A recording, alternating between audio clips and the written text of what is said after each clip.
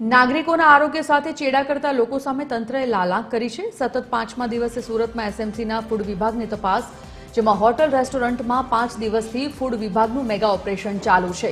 5મા દિવસે 610થી વધુ હોટલ રેસ્ટોરન્ટમાં તપાસ કરાઈ છે। અસ્વચ્છતા અને બિન આરોગ્યપ્રદ સ્થિતિને પગલે 7 સંસ્થા સીલ કરાઈ।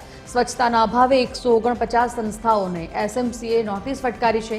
ચેકિંગ દરમિયાન 750 કિલો અખાદ્ય પદાર્થનો નાશ કરાયો, તો વાસી ખાદ્ય સામગ્રીનો મોટો જથ્થો મળતા તંત્રએ કાર્યવાહી કરી। ફૂડ વિભાગે નિયમ ભંગ બદલ ₹4.95 લાખનો દંડ વસૂલ્યો છે। હોટલ રેસ્ટોરન્ટમાં અસ્વચ્છતા સામે એસએમસીએ કડક એક્શન હાથ ધરી છે। ફૂડ વિભાગની કાર્યવાહીથી હોટલ રેસ્ટોરન્ટ સંચાલકોમાં પણ ફફડાટ વ્યાપી ગયો છે। કોર્પોરેશનના દરેક વિસ્તારોમાંથી, દરેક ઝોનોમાંથી હોટલ રેસ્ટોરન્ટ ચેક કરવાની કામગીરી ચાલી રહી છે।